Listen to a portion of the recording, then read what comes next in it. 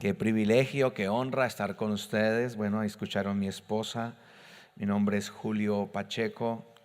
Llevo 20 años. Vamos a cumplir este año 20 años de matrimonio con esta hermosa princesa que Dios me ha dado. Tenemos 3 hijos, Sara, Matías, Emanuel, que están también aquí con nosotros, pero se quedaron ahí en una fiesta que había hoy preparada de niños con el pastor Samuel. Así que es una honra y es un privilegio estar con cada uno de ustedes. Y bueno, me presento así rapidito. Yo lo he estado llamando Chisme Santo, solo para que usted se relaje un poquito, para que sepan de dónde sacaron ese negrito colombiano, de dónde lo trajeron, de qué parte de la selva lo sacaron.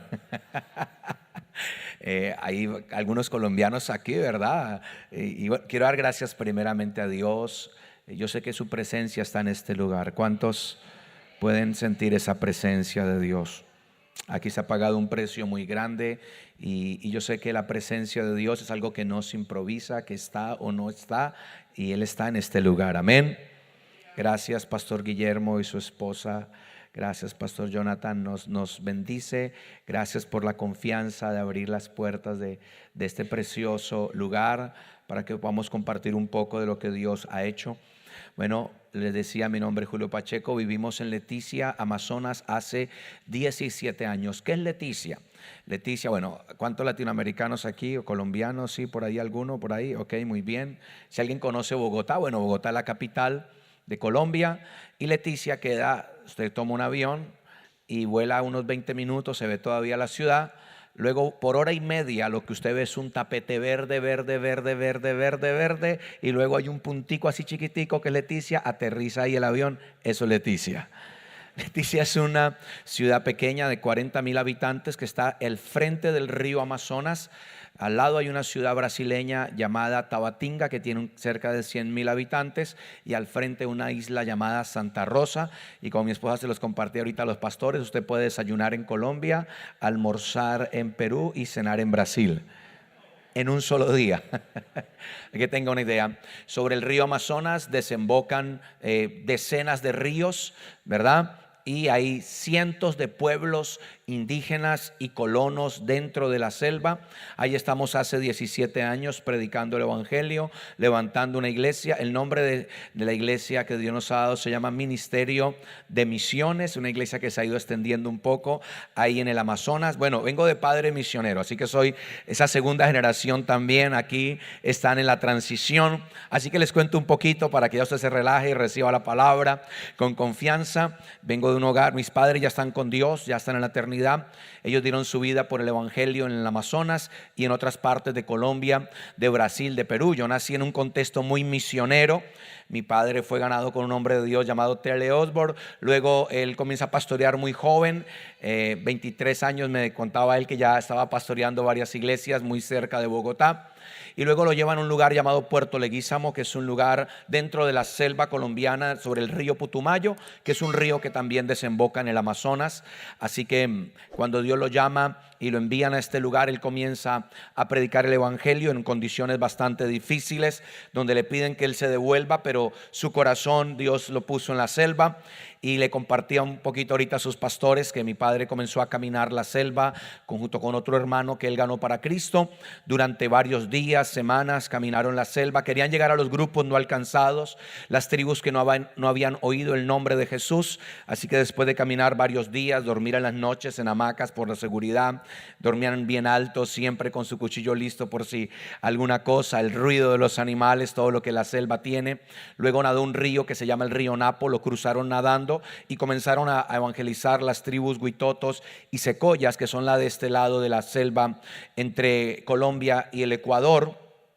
Y bueno, crecí en ese contexto misionero. Aunque mi padre y mi madre no son de la selva, son de diferentes partes de Colombia que no es la selva, pero Dios los unió y entregaron su vida en la selva. Y les contaba algunos de los testimonios de lo que pude ver, porque yo creo que Dios es un Dios sobrenatural. ¿Cuántos vinieron preparados para lo sobrenatural esta noche? Yo creo que no hay nada que Dios no pueda hacer. Yo no creo que exista enfermedad que Él no pueda sanar. Yo creo que no hay puerta que Él no pueda abrir. Yo creo que no hay cadena que Él no pueda romper. Dios puede hacer lo que tú creas que Él puede hacer. Exáltelo fuerte. Es para Jesucristo, déselo más fuerte, vamos. Dije Jesucristo, ¿verdad? Un poquito de lo que vi en la selva antes de ya entrarnos aquí en la palabra, y les contaba algunos de los testimonios que marcaron mi vida y que me hacen creer a mí desde niño que no hay nada imposible para Dios. Amén. Vi en uno de esos viajes donde Él nos ponía a mis hermanos en ese pequeño barco con una pequeña estufa y mi madre, y comenzaba comunidad por comunidad a evangelizarlas. En 5 años levantó 35 iglesias dentro de las tribus indígenas en las selvas del Amazonas y el Putumayo. Pero recuerdo un día donde la embarcación que él iba manejando con un pequeño motor prendió fuego, se quemó el motor, hubo una chispa junto con la gasolina y se prendió en fuego en el medio del río. Y yo lo vi tomar una cobija, mojarla en el agua, ponerla dentro del motor que se acaba de quemar y apagar el fuego, y con el motor quemado lo vi poner su mano y orar sobre el motor creyendo que prendería. Lo vi orar por una máquina y luego prender la máquina, arrancarla y seguir viajando como si no hubiera pasado nada. Yo creo que los milagros todavía son para hoy. Mi padre tuvo 8 veces malaria. La malaria es una enfermedad tropical muy fuerte. Algunos no sobreviven la primera. Él sobrevivió 8 malarias. Naufragó 3 veces llevando el evangelio. Lo vi soportar golpes a una velocidad. La embarcación se iba a estrellar porque el motorista se queda dormido. Salíamos de predicar de toda una vigilia. Yo era apenas un niño, iba delante de la embarcación. Lo vi recibir el impacto de un tronco grandísimo de árbol a la velocidad que llevaba el barco, y él decir que sintió que vino una fuerza sobrenatural para aguantar el golpe. Y yo creo que esa misma fuerza que vino sobre Sansón, yo creo que esa misma fuerza que está en el Salmo 92, que dice que él aumentará nuestras fuerzas como la de un búfalo, yo creo que todo lo que está escrito es verdad. Si Dios lo dice, yo lo creo, y eso puede resolver cualquier problema. Así que eso es un poco de lo que yo vi hacer a él dentro del río. Y así como lo vi dar su vida por el evangelio y sobrevivir a estas enfermedades tropicales, también vi como mi tercer hermano morir de una enfermedad tropical en los brazos de mi padre. Mi hermano Francisco Miguel era el tercero de 4 varones que mi padre tuvo, y lo vi fallecer en los brazos de mi padre por estas enfermedades en medio de la selva. Su primer hijo había muerto en las misiones, el primero que tuvo siendo apenas un bebé, y este era el segundo hijo por el cual el diablo venía arrebatarle su vida. Pero lo vi dispuesto con mi madre a que el diablo no le arrebataría un hijo más. Los vi de rodillas con un cadáver 30 minutos postrados, creyendo que Dios le podía devolver la vida. Y mi hermano Francisco Miguel tiene ya 42 años, también lleva el evangelio, resucitó después de 30 minutos en medio de la selva. Los vi clamar hasta que el Espíritu volvió y le dio vida. Él todavía resucita muertos, Él todavía abre los ojos de los ciegos, Él todavía tiene órganos nuevos. Déselo al Rey de Reyes y Señor de Señores. Vamos, déselo bien fuerte, es para Él. Esto es un poco de lo que viví dentro de las misiones. Crecí viendo esto. Mi padre llegó por semanas a un lugar donde había viajado varias semanas en la selva. Llega a un lugar donde una bebé, una niña nació sin el orificio del recto, del ano, y la niña estaba hinchada completamente, a punto de morir, y sacarla a un centro médico no iba a resistir.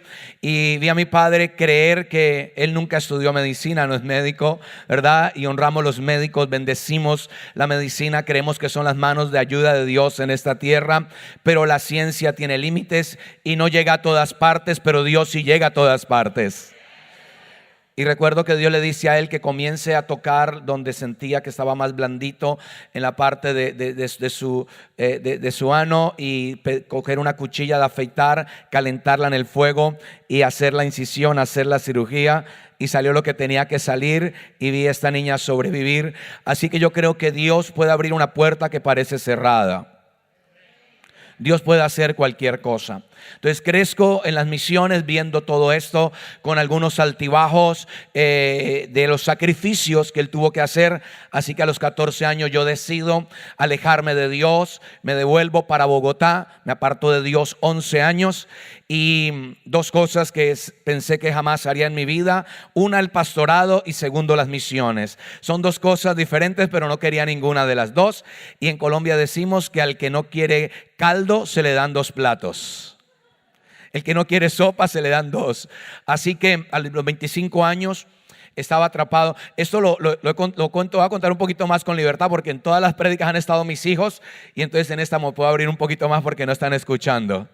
Que cuando hablo un poquito de mi pasado, entonces comienza mi hijo, el de la mitad, está en la adolescencia. Papi, ¿tú cuántas novias tenías? Yo le digo, una, tu madre. Me dice, no, de verdad, antes de Cristo. Le dije, no, es que yo soy una nueva criatura. No, pero en serio, ¿cuántas novias tú tenías? Le dije, una, tu mamá. Yo soy una nueva criatura, las cosas viejas pasaron, todas son hechas nuevas.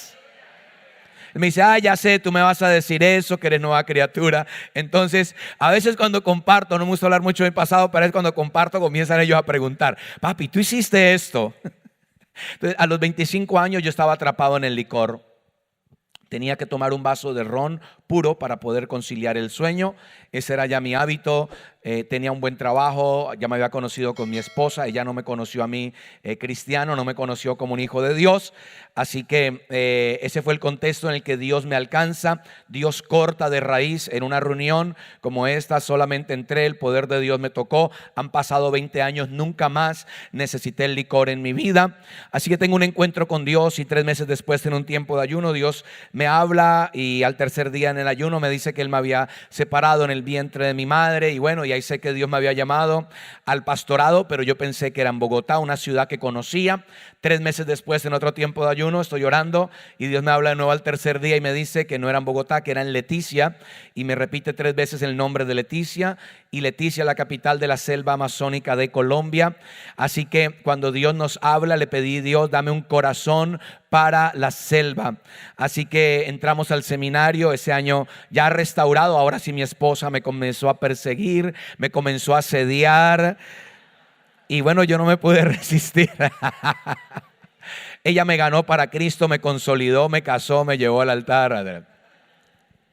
En un año mi vida cambió completamente. Dios me cambió el trabajo, entré al seminario, Dios me habló, ese año me casé. Y supe que Dios me enviaría de vuelta a la selva, donde estaría mi padre. Yo no fui a la selva porque mi padre me dijo que fuera. Mi sueño era terminar administración hotelera, crear empresa y enviar recursos a ese pedazo de selva que no entendí por qué razón mi padre, pudiendo estar en Bogotá, habiendo levantado iglesias en Bogotá, levantó más de 50 congregaciones en toda su vida, y yo no entendía por qué él insistía quedarse en la selva, siendo que le habían ofrecido muy buenos ministerios dentro de la ciudad. A mí me gustaba la ciudad, llevaba 11 años viviendo en la ciudad, y bueno, 14 años después de estar en la ciudad, Dios me regresa a la selva. 17 años, amo el Amazonas, en nuestra tierra prometida. Mis 3 hijos han nacido en medio de la selva. Llegamos a iniciar una iglesia habían como 7 personas, y predicaba tan bien comenzando que en mi primera prédica se fue la mitad de la iglesia. En el siguiente servicio solamente habían 3 personas, y con esas 3 personas comenzamos a predicar en medio de la brujería, en medio de la hechicería, en medio del narcotráfico. Pero comenzamos a ver a Dios romper el poder de las tinieblas. Comenzamos a ver a Dios hacer cosas que no habíamos visto en Leticia. Les contaba a sus pastores que el pastor Satirio dos Santos, un amigo que cruzó por el Amazonas, ha estado un par de veces en nuestra iglesia, hemos compartido. Él me decía, yo he pasado 44 años por el Amazonas vigilando, ahí no ha pasado nada en Leticia. Dios lo ha bendecido mucho en Cúcuta y en el resto del mundo. Pero cuando él regresa y ve lo que Dios está haciendo, y me dice, Julio, definitivamente lo que Dios está haciendo en Leticia no es natural, es sobrenatural. Y yo creo que Dios no es natural, Él es sobrenatural. con esas 3 personas iniciamos un proyecto de iglesia que se fue consolidando y Dios comenzó a traer su presencia, a traer salvación, a traer sanidad, a traer liberación. Hoy en la tarde compartía con un hermano que estuvo muy cerca del ministerio del pastor Carlos Anacondias. Hablamos de liberación y ahí fue que nos retrasamos un poquito, pastor, discúlpenos. Se nos fue la tarde hablando de liberación y de todo. Y yo le contaba todas las veces los diferentes tipos de demonios en la selva, cosas que hemos visto. Pero en medio de ese contexto yo quiero decirles que Dios está trayendo salvación, que Dios está trayendo sanidad, que Dios está trayendo libertad, y es parte de la historia de lo que hemos visto en el Amazonas, cómo Dios también comienza a derribar el poder de las tinieblas. Una congregación que comenzó con 3 personas se fue multiplicando con el paso de los años. Estamos cerca de los 1000 miembros, 3 reuniones el domingo en español, una en portugués, y se han plantado otras 10 iglesias en las capitales de la Amazonía brasileña, peruana y dentro de las comunidades indígenas. ¿Y cómo llego yo a España? Un hombre de Dios, el pastor Héctor Escobar, fue el año pasado a algo que Dios puso en mi corazón con un hombre de Dios llamado Joe Rosas.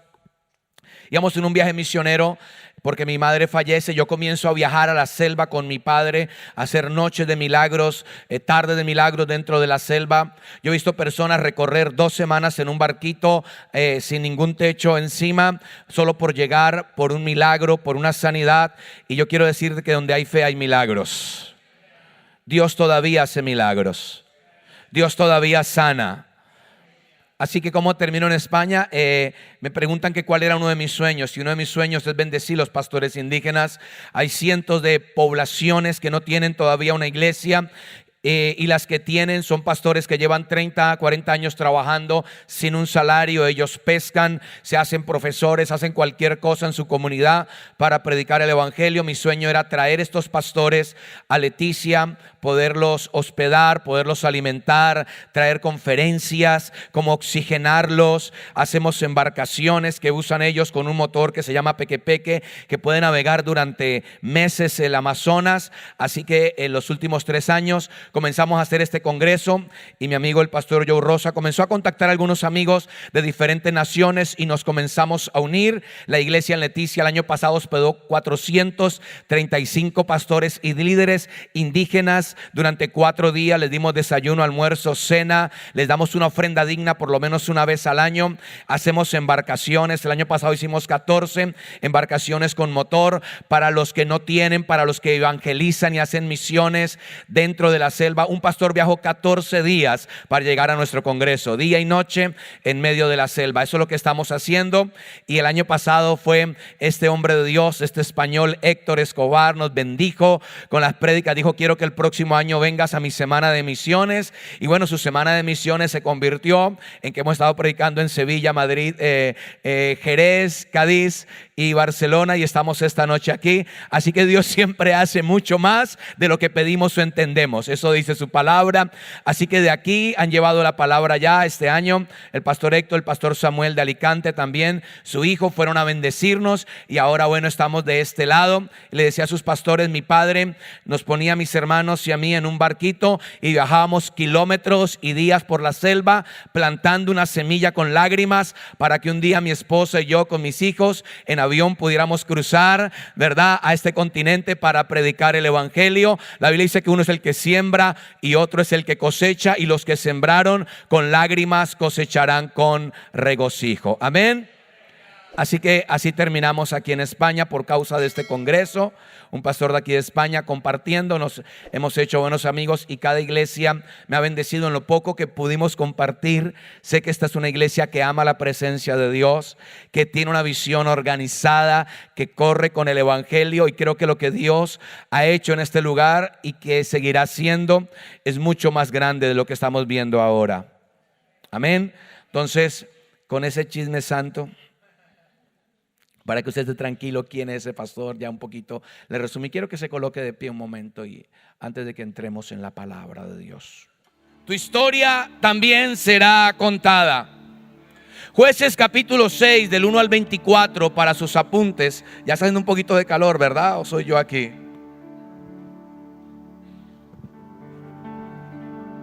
Jueces capítulo 6, y yo Quiero predicar los próximos minutos lo que el Espíritu Santo puso en mi corazón para esta noche.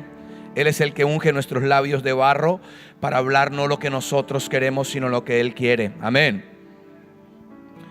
Yo voy a predicar como que asumo que usted lee la Biblia. 3 amenes. Yo voy a predicar como que yo creo que usted lee la Biblia. Porque diga conmigo, cuando abro mi Biblia, Dios abre su boca. Ay, pastor, y Dios a mí no me habló. Abre tu Biblia. Esa es la palabra profética más segura. ¿Aló? Esa no falla. Cielo y tierra pasarán, pero mis palabras no pasarán. Jueces capítulo 6, versículo 1 al 24. Dice la escritura que el pueblo hizo lo malo ante los ojos de Jehová, y Dios entregó al pueblo de Israel en mano de Madián durante 7 años. Y lo que sucedía, dice la escritura, ahí está, los madianitas eran tan crueles que los israelitas hicieron escondites en los montes. El versículo 3 dice que cada vez que ellos sembraban, cada vez que los israelitas sembraban sus cultivos, venían los saqueadores de Madián de Amelec, del pueblo del oriente, y atacaban a Israel. Dice el versículo que cada año hacían lo mismo. Diga conmigo, cada año. Cada año el pueblo de Dios sembraba, y en el tiempo de la cosecha venía Madián y arrasaba con todo. Pero cuando yo estaba estudiando esta escritura, yo decía, bueno, si fueron 7 años que Madián le robaba, cada año venían y le quitaban lo que habían sembrado, ¿por qué al otro año el pueblo de Israel volvía a tener? Porque el enemigo les robaba y al otro año otra vez tenían. Les robaba y al otro año otra vez tenían. Les robaba y al otro año otra vez le tenían. ¿Por qué? Porque todo lo que el enemigo te robó, Dios te lo dará otra vez. ¿Alguien puede alabar a Dios? Era sobrenatural. El enemigo le robaba, pero otra vez sabía. Le robaba, pero otra vez sabía. Dios ha puesto sus ojos en este lugar. Y cada vez que el enemigo le ha querido quitar a este lugar, Dios le ha devuelto el doble. Y el enemigo dice, pero ¿qué pasa? Yo les quiero quitar, y otra vez Dios les da, y otra vez se sanan, y otra vez los multiplico, y otra vez les abro puertas. Porque nadie puede maldecir lo que Dios bendice. Nadie puede derribar al que Dios levanta. Y eso es esta casa. Porque todo lo que el enemigo te robó, Dios te lo va a dar otra vez. 3 lo creen, dije otra vez. El enemigo hace de todo para desanimarte, pero otra vez estás diciendo amén.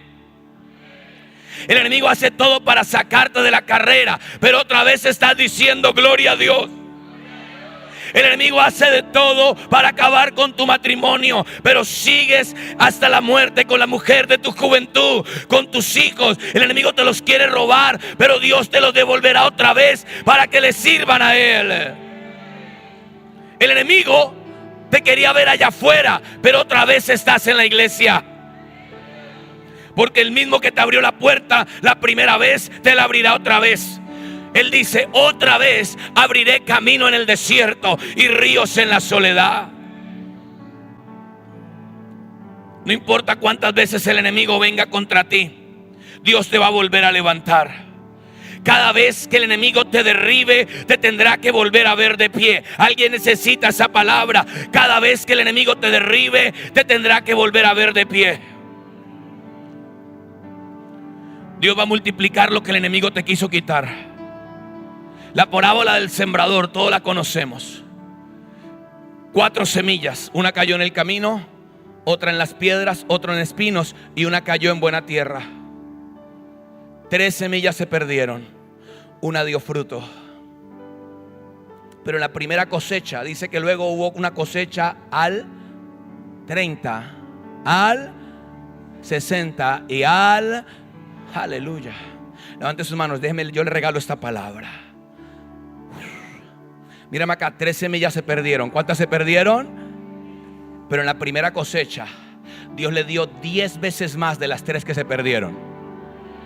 En la primera cosecha Dios le dio al 30. En la segunda cosecha Dios le dio 20 veces más de las 3 que perdieron. 20 por 3, 60. Pero hay momentos en la vida que no importa cuánto Dios te dé, nunca se te olvida lo que el diablo te quitó. Entonces Dios, para hacer que tú olvides aquello que el enemigo te robó, te dice: no solamente te doy el 30, no solamente te doy el 60, te voy a dar 100 veces más de cada semilla que el diablo te robó.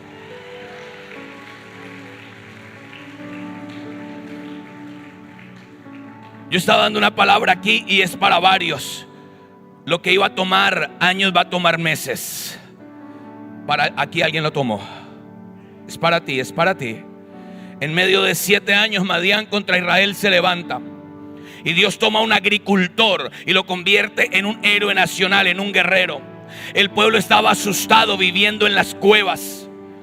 El pueblo de Israel se hizo cuevas y se escondió, pero solamente uno se quedó afuera, sacudiendo trigo en el lagar. El lagar no es para sacudir el trigo, el lagar es para pisar las uvas. Pero cuando tú le crees a Dios, tú haces lo que puedes con lo que tienes. Nací en una iglesia avivada, pero mi pastor no tenía visión de plantar iglesias en otros lugares. Y yo respeté eso, salí con la bendición, la palmadita en la espalda, que Dios te bendiga. Y comenzamos, llegamos a Leticia 17 años atrás. Trabajamos durísimo, teníamos buenos trabajos, pero el flete, el kilo de carga en avión era costosísimo cuando viajamos. Era un precio cuando averigüé y otro cuando viajé.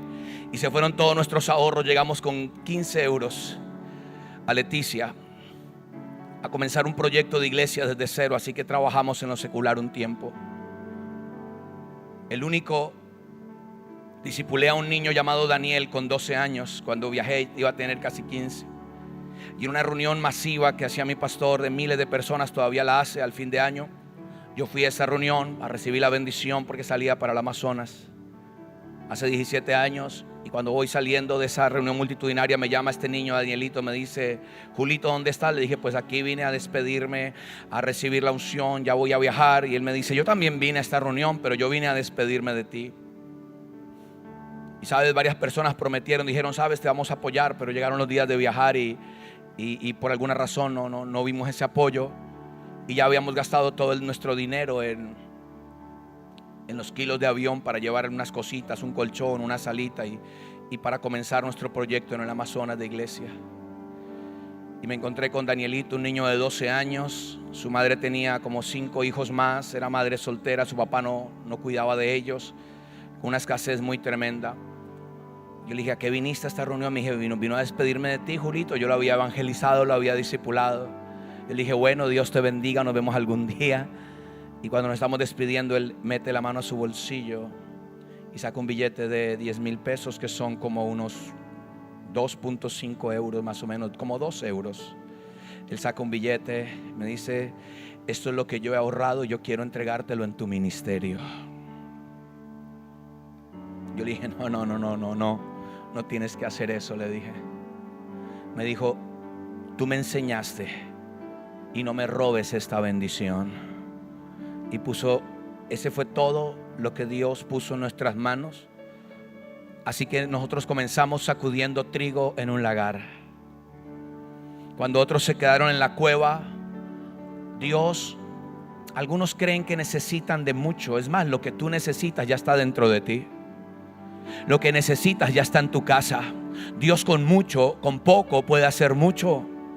Y este hombre estaba sacudiendo trigo en un lagar, era un agricultor. Todo el mundo estaba asustado en cuevas. Ellos estaban a punto de desistir. Alguien aquí ha estado a punto de desistir, pero no te olvides que lo que Dios te prometió lo puede cumplir. La palabra desistir no debería estar en nuestro vocabulario. El pueblo de Israel, en vez de luchar, se escondieron en la cueva.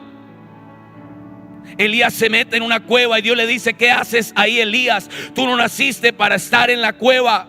Mientras todo el pueblo de Israel estaba escondido en la cueva, había un hombre que decidió quedarse afuera, un inconforme.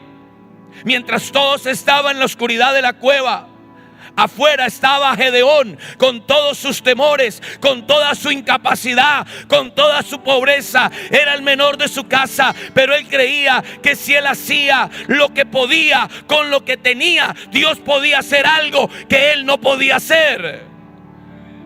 Dios no te pide que tú hagas lo que Él solo puede hacer. Dios te pide que tú hagas lo que tú puedes hacer. Yo he estudiado los milagros de Jesús. Hay 19 milagros registrados. Capítulo de Juan 21, 22, si no estoy mal.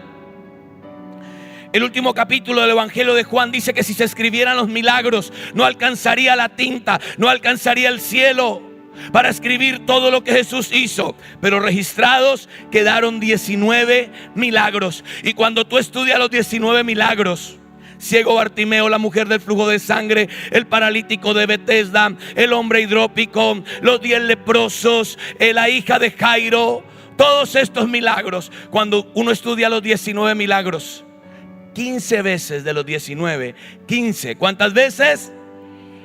15 veces Jesús dijo: tu fe te ha sanado, tu fe, tu fe, tu fe, tu fe, tu fe, tu fe, tu fe, tu fe, tu fe, tu fe, y la tuya, y la tuya, y la tuya. Alguien dice amén. Solo 4 veces Jesús usó su don. El de paralítico de Betesda no tenía fe. El paralítico del techo tampoco tenía fe. Jesús usó el don. Pero 15 veces no fue por el don de Jesús, fue por la fe de la persona puesta en Jesús. Tu fe provoca milagros. Dije que tu fe provoca milagros. ¿Conocen la historia? Ahí en el libro de Marcos viene un hombre delante de Jesús. Ven aquí, amor. Viene un hombre delante de Jesús con un problema. Jesús está en el monte de la transfiguración con los discípulos. Baja, los discípulos están peleando, que no pudieron echar fuera un demonio. Y el hombre viene con su gran problema a Jesús. Y esta botella hará de problema y mi esposa hará de Jesús. Porque es lo más parecido a Jesús que yo tengo aquí en la tierra. Y viene este hombre con ese problema. Mi hijo está gravemente atormentado por un demonio y tus discípulos no lo han podido echar fuera. Si no estoy mal, está en Marcos capítulo 2.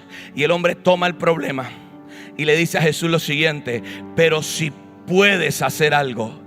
Y la mayoría de nosotros estamos acostumbrados a venir con todos nuestros problemas a la iglesia, venirnos con nuestros problemas a Jesús y decimos: ay Señor, yo ya no puedo con este hijo, está atormentado, ya no puedo con este problema. Y cogemos a Jesús y le decimos: Jesús, pero si tú puedes hacer algo. Y estamos poniendo toda la responsabilidad en Jesús. Pero lo que me encanta a mí de esta historia es que Jesús tomó el problema y se lo devolvió. Este hombre cogió su problema y le dice: Jesús, mi hijo está gravemente atormentado desde niño por un demonio, pero si tú puedes hacer algo. Y pone toda la responsabilidad en Jesús. Y Jesús toma y le devuelve la responsabilidad al hombre y le dice: claro que yo puedo, si tú puedes creer. El hombre le dice: Jesús, si puedes, haz algo. Y Jesús le dice: si puedes, al que cree, al que cree. El problema es que estamos esperando que Dios haga algo que solamente nosotros podemos hacer. Porque todo lo que desatemos en la tierra será desatado en los. Porque cuando la tierra se mueve, el cielo se mueve. Dice la Biblia: acercaos a mí y yo me acercaré a vosotros. Ay, es que no siento a Dios.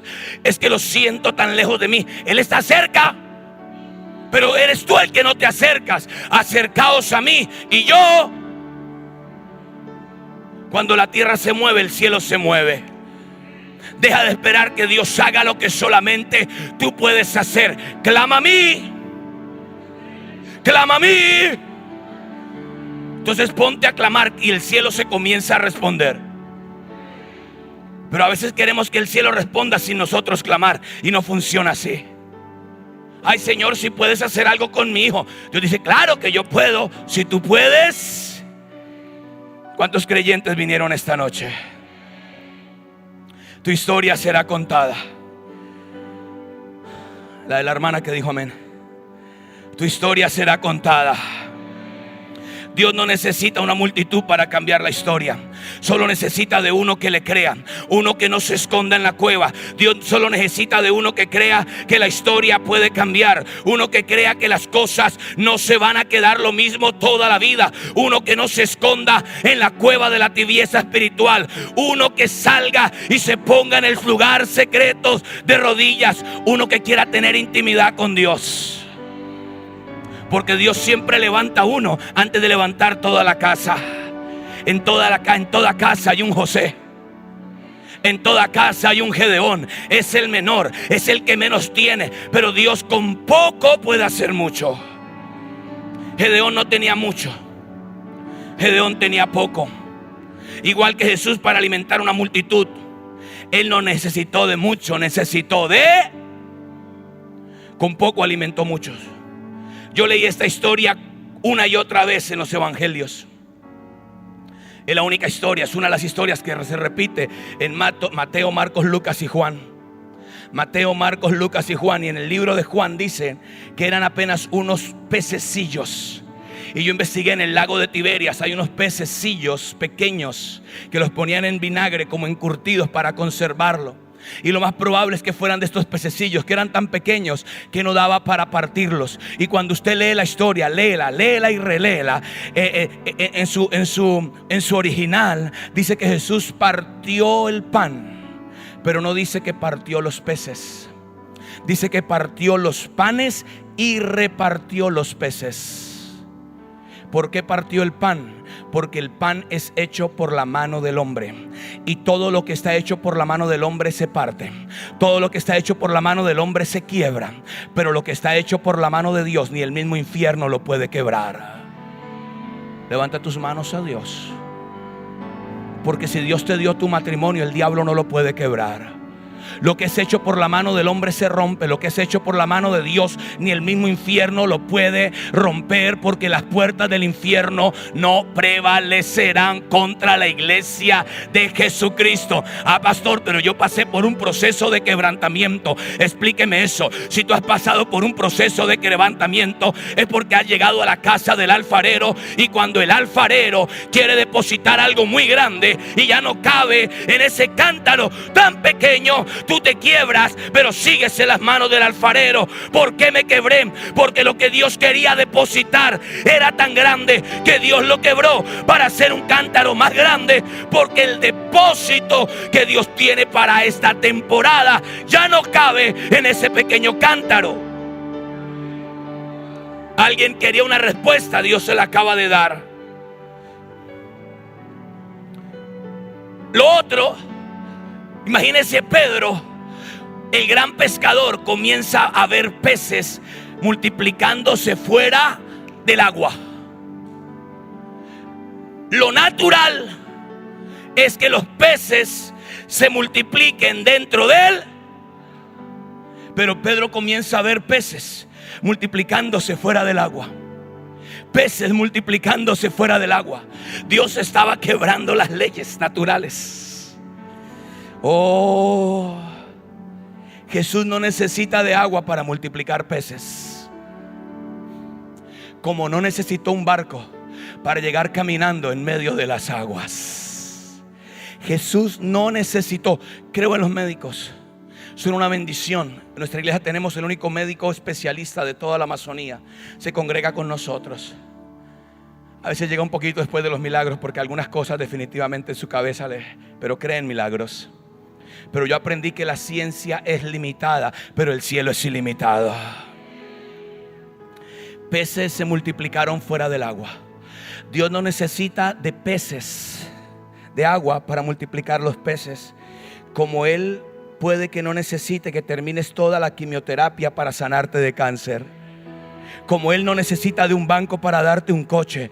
Pastor, para que un coche, en mi familia nadie tuvo un coche. Y el primer coche que Dios nos lo dio en una semana con una contadora católica que le llevó la contabilidad a la iglesia por 5 años sin cobrarnos un peso, simplemente para ir a nuestros retiros espirituales. Era todo lo que me pedía. Y un banquero que en una semana, después de 5 bancos negar, decía: no, a pastores no le damos crédito. Me dieron el crédito con el 10% de lo que valía el coche. Tenemos un orfanato para 130 niños, y en unos aguaceros que caen cuando llueve, las calles se inundan. Metí 14 de esos niños huérfanos dentro de mi coche para llevarlos a una reunión que teníamos. Entonces, si hay algo que tú le has estado pidiendo a Dios y no ha llegado, es porque de pronto no lo quieres utilizar para su reino. Pero cuando tú le pides algo a Dios que tiene que ver para que su reino se expanda, para que su reino crezca, déjame decirte, Dios no necesita de un banco para darte un coche. Dios puede hacerlo como Él quiere. Él todavía multiplica peces fuera del agua.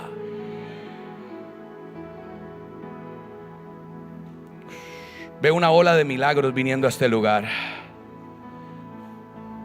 Su presencia está aquí. Y Jesús despide a la multitud. Ahora no solo se multiplicaron los peces. Yo no sé cuáles son los planes que tienen ustedes a futuro. Yo sé que están en la transición, pero levanten sus manos un momento, pastores. ¿Sabes que Jesús no solo multiplicó los peces y los panes? Dice que habían 12 cestas. Él no solo multiplicó los peces, Él no solo multiplicó los panes, sino multiplicó las cestas. Y si Dios les da los peces, les da las cestas. Si Dios te da los peces, te va a dar dónde ponerlos.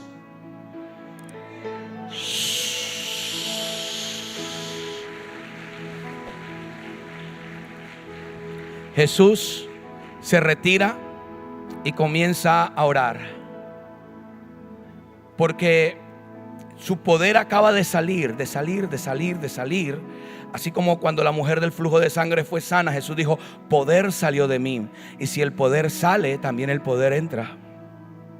Y Jesús sabía dónde era que entraba el poder. Así que como poder acaba de salir para multiplicar panes y peces, ahora Él tenía que retirarse a la montaña para que el poder volviera a entrar. El problema de algunos es que solo están dando, pero no están recibiendo de la fuente.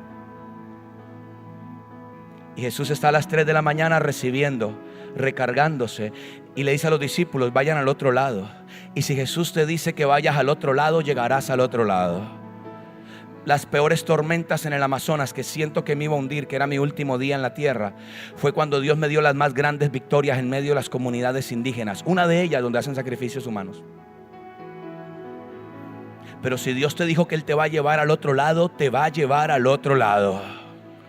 Hay 3 tipos de tormentas en la vida: la tormenta de Jonás, la tormenta de Jesús con los discípulos y la tormenta de Pablo. En la de Jonás son tormentas que tú provocas por irte en la dirección contraria de Dios. Las tormentas de Jesús es cuando Jesús te dice: vamos al otro lado. Haciendo la voluntad de Dios se levantan tormentas, claro que sí. Yo he experimentado tormentas haciendo la voluntad de Dios, haciendo las cosas como son. Y la tercera tormenta es la tormenta de Pablo, la que tú no provocas, la que no se provoca haciendo la voluntad de Dios, sino la que otros provocan. Pablo no quería estar en esos 14 días en medio de la tormenta, fue culpa de otro. Pero quiero decirte algo: de la de Jonás, de la de Jesús y la de Pablo, en las 3 tormentas ninguno murió. Todos los barcos pasaron al otro lado, los hombres pasaron con vida. Dios te va a sacar al otro lado. Yo no sé cuál sea tu tormenta, pero el que te dijo que irías al otro lado, te va a llevar al otro lado. ¿Alguien puede alabar a Dios?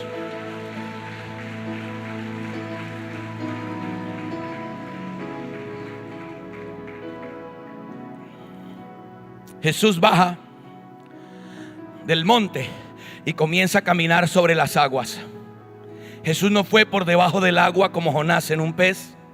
Jesús no abrió el mar como lo hizo Moisés. Jesús fue caminando por encima de las aguas para mostrar que Él era superior a Jonás y superior a Moisés. Pero es otra prédica. Escuche esto. España tiene el mejor aceite de olivo. Yo esperé un amén. En la tostada, el aceite y el tomatico, eso con el jamón serrano, Señor. La palabra Cristo significa ungido, y la palabra unción viene de aceite. ¿Qué sucede cuando tú quieres poner aceite dentro del agua? ¿Qué sucede cuando tú quieres poner aceite dentro del agua? ¿Sabes qué es lo que sucede? Sucede lo que sucedió con Jesús. Él es el ungido. ¿Sabes por qué se sanó a las personas aquí? Porque el ungido está en este lugar. Cristo es el ungido. Él merece gloria, Él merece honra. Y cuando el ungido entra en el agua, no se hunde, porque el aceite no se hunde dentro del agua. Así que el ungido iba por encima de las aguas, porque es imposible que el ungido se hunda. Es imposible. Y Pedro dice un fantasma. Jesús dice: no, soy yo. No, un fantasma. Si eres tú, manda que yo vaya. Y Jesús le dice, y Pedro no caminó sobre las aguas. Pedro se subió encima de la palabra que Jesús le acaba de dar. La razón por la que no te hundes es porque Dios ya te dio una palabra, y mientras tú camines encima de esa palabra no te vas a hundir. Y Pedro tenía palabra, pero le faltó unción. Entonces Pedro comienza a hundirse porque tenía palabra, pero le faltaba aceite. Entonces Jesús, que es puro aceite, que es pura unción, le extiende la mano, y Pedro volvió a flotar. Extiende tus manos al cielo. Y Dios me trajo desde el medio de la selva para decirte que no te vas a hundir. Y esta es una casa que no solo tiene palabra, es una casa que tiene unción. Y mientras, yo sé que, y vuelvo y le digo, no conozco toda la historia, pero hay una palabra en la que ha caminado este ministerio. Y ya han pasado las 3 tormentas. ¿Recuerdas cuando quisiste ir en una dirección que Dios no te dijo y las cosas no salieron, pero luego Dios te alineó? ¿Recuerda cuando estabas haciendo la voluntad de Dios y te revisaste y tú dijiste: Dios, pero estoy haciendo todo bien, ¿por qué esta tormenta? Pero también las tormentas que enfrentamos por culpa de otros, que uno dice: pero yo no provoqué esa tormenta. Pero has visto cómo Dios te ha sacado de cada una de ellas, porque aquí hay palabra y aquí hay unción. Y hasta que me pita esto, me queda un minuto aquí en el temporizador que me puso mi esposa. Me pone tiempo, ¿sí vio cómo es? Dios está buscando uno. Dios está buscando un Gedeón. Ponte de pie. Voy a ir cerrando acá. Tengo un amigo que dice que la prédica se termina cuando se termina. Gedeón se quedó sacudiendo trigo en el lagar, y el ángel se le aparece y le dice: varón esforzado y valiente. Y él dice: no, yo soy el menor de mi casa, yo tengo poco, yo no tengo la calificación correcta. Y Dios le dice: ve, porque yo te voy a salvar. Y Dios levanta un agricultor y lo convierte en héroe nacional, y hoy estamos contando su historia. No importa en qué rincón y en qué punto de la vida te encuentres. Pastor, yo no tengo lo suficiente. Levántate como Gedeón y sacude el trigo en el lagar. Haz lo que puedes con lo que tienes. Cuando comenzamos a predicar, el agua la recogíamos de la lluvia en un tubo. Nuestros cuartos no tenían puertas, eran cortinas, eran telas. El cuarto para hacer culto para niños era un saloncito donde la venta de droga y la bruja que había al lado llenaba el agua con orines. Llenaba un baldado de agua y de orines. Orinaban ahí y nos mandaban el baldado de agua a los niños. Y yo me entristecía porque estaba predicando el evangelio. Los brujos hicieron de todo para sacarnos. Le ponían cuchillos, golpeaban a nuestros diáconos en la puerta. A veces nos tenía que sacar escoltada a la policía, y yo no entendía por qué. Yo estaba tratando de hacer con lo poco que tenía, hacer la obra de Dios. Pero es ahí donde Dios te ve y te dice: no te preocupes, yo con poco puedo hacer mucho. Yo todavía puedo multiplicar los peces fuera del agua. Todavía puedo romper las cadenas de la brujería. Todavía puedo sanar los enfermos. Todavía puedo levantar del polvo al pobre y sentarlo con los príncipes de la tierra. Y cuando tú comienzas a caminar en la palabra que Dios te ha dado, eso fue lo que hizo Gedeón. A él le costó un poco, pidió señales, pero al final cumplió el propósito de Dios. Y no sé en qué punto te encuentres, pero vas a cumplir el propósito para el cual Dios te puso en esta tierra. Con todas las adversidades en contra, tu historia también será contada. ¿Qué pensaría mi padre mientras caminaba durante días en la selva? Que un día su hijo estaría a las afueras de Barcelona contando su historia. ¿Qué iba a pensar él cada malaria que sobrevivió, que un día su hijo contaría su historia? ¿Qué pensaría él la vez que naufragó en la noche? Porque uno de los naufragios que él sufrió fue durante la noche, en medio de la selva, en el río. Pero bueno, ya había nadado el río, así que pudieron salir nadando.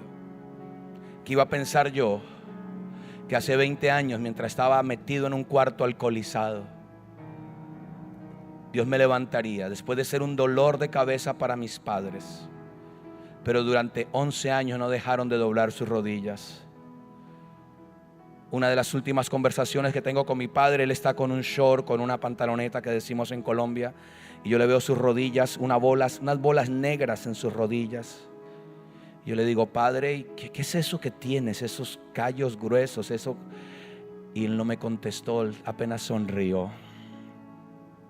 No dejes de orar por tus hijos, porque entre más lejos parezcan que están de Dios, los que te dieron los mayores dolores te darán tus mayores alegrías.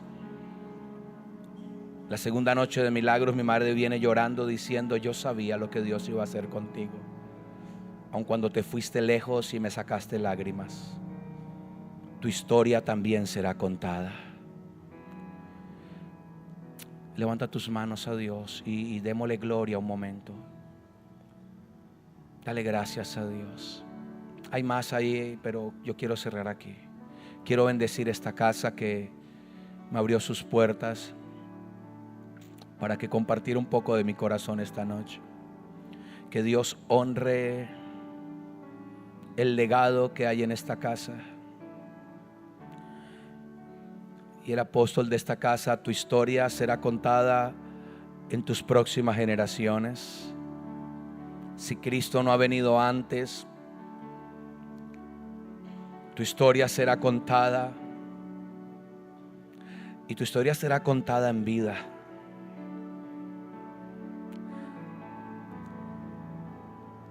Y ese manantial de aguas no faltará en este lugar. Ese manantial de aguas seguirá fluyendo para alcanzar el corazón de los niños, de los jóvenes, de los matrimonios. Yo veo una revolución espiritual, algo pasando en esta casa, que yo hasta el Amazonas voy a oír de lo que Dios hará en este lugar. Y Él se llevará toda la gloria, Él se llevará toda la honra, Él se llevará toda la alabanza.